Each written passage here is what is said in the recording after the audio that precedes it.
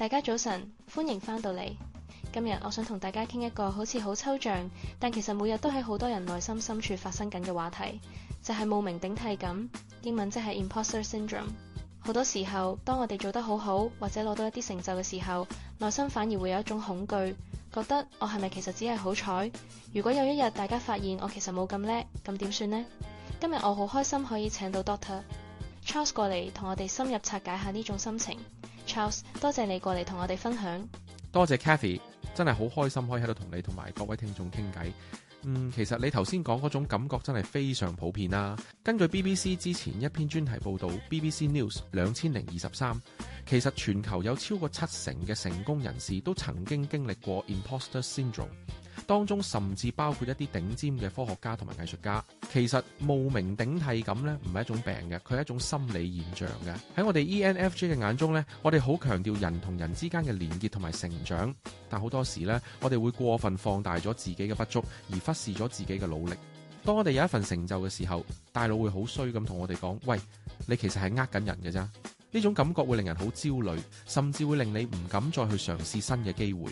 係啊，呢種心理機制其實係一種自我保護，但如果不加理會，佢就會變成一條無形嘅枷鎖。所以今日我哋一定要好好傾下點樣去 embrace 呢種感覺，而唔係俾佢吞噬。係啊，真係聽你咁講，我覺得好有共鳴。有時我做 podcast， 雖然聽眾反應好好，但我內心都會有個細細聲話我聽，你只係咁啱撞中大家中意嘅話題啫。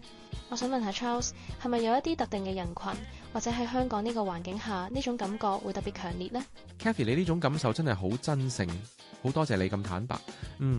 其實喺香港呢個競爭咁激烈嘅社會，呢種感覺真係周不時都會出現。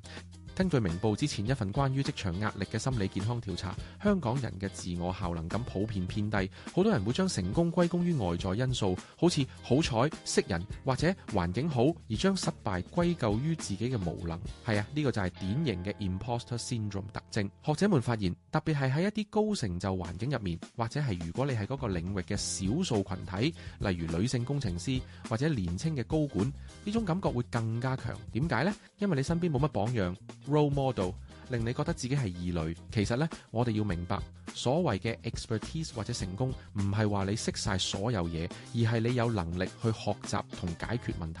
真係，我哋成日常講 growth mindset， 其實第一步呢，就要係承認我唔完美係 OK 嘅，而且我嘅成就係實實在在靠我嘅 input 換翻嚟嘅。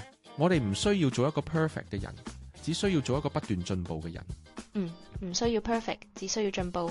呢個真係好溫暖。但係 Charles， 當嗰種我覺得自己係騙子嘅感覺湧上嚟嗰陣，個心真係會跳得好快，好驚俾人識穿。喺嗰個 moment， 我哋可以點樣喺心理上做一啲即時嘅調整呢？呢個問題問得好好，我哋需要一啲心理急救工具箱。首先係啊，我哋要學識 externalize 呢種感覺。當嗰把聲出現嘅時候，唔好覺得嗰個係你。你可以同自己講：哦，原來我嘅 imposter 感覺又出嚟揾我啦。當你將佢同自己嘅人格分開呢，你就會冷靜啲。其次，好重要嘅一點係事實核查 fact check。我通常會建議我嘅學生或 client 做一個 evidence file。當你覺得自己唔得嘅時候，攞張紙出嚟，寫低你過去解決過嘅3個難題，或者人哋對你嘅具體讚賞。呢啲係客觀事實，唔係你嘅主觀感覺。係啊，感覺係會呃人嘅，但係證據唔會。真係，仲有一點我想補充就係同信任嘅人分享。好多人覺得講出嚟好愚，驚人哋覺得佢扮嘢或者真係廢。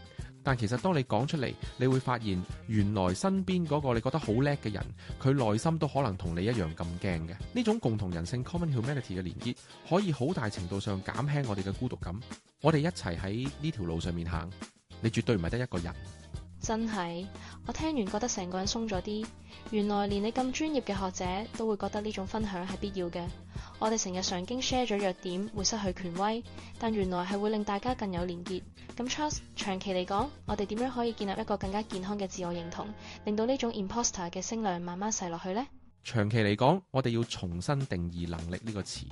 好多有冒名頂替感嘅人，內心都有一套極端嘅能力標準。例如呢，我一定要一次過搞掂，我唔可以問人。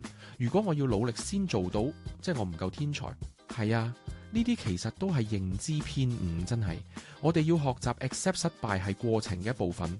喺心理學上，我哋會鼓勵大家去練習 self-compassion 自我關懷。想像下，如果有一個好朋友同你講緊同樣嘅恐懼，你會點安慰佢？你一定會鬧佢廢，你會同佢講你已經盡咗力，你做得好好。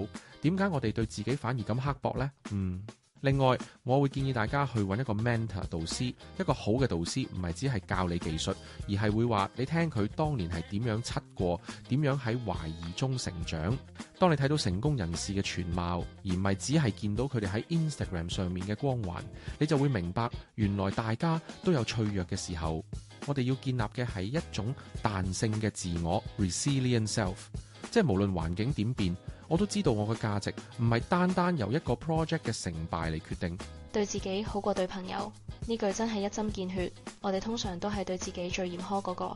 聽完 Charles 分享咗咁多，我諗聽眾朋友應該都同我一樣，開始反思緊自己平時係點樣對待自己嘅成就。其實克服呢種感覺係一場同自己嘅溫柔對話。最後呢， Charles 可唔可以請你留低2至3個反思問題，等我哋嘅聽眾喺呢個星期可以好好諗下？絕對冇問題。我想大家喺呢幾日揾個安靜嘅時間，問下自己：第一，如果我而家呢份唔夠好嘅感覺，其實係因為我正喺度挑戰緊一件我有熱誠但有難度嘅事，咁我係咪可以將呢種焦慮睇成係成長嘅痛楚？第二，我有冇試過喺成功嘅時候刻意去忽略自己嘅付出，而淨係話係運氣好？如果係，我有冇勇氣去承認一次自己嘅努力？第三，如果我真係一個騙子，咁點解咁多聰明嘅人會一直支持我同埋相信我？係咪其實我先係嗰個睇錯咗自己嘅人啊？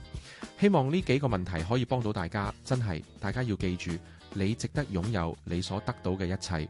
多謝 Charles， 呢3個問題真係好值得我哋去 deep dive。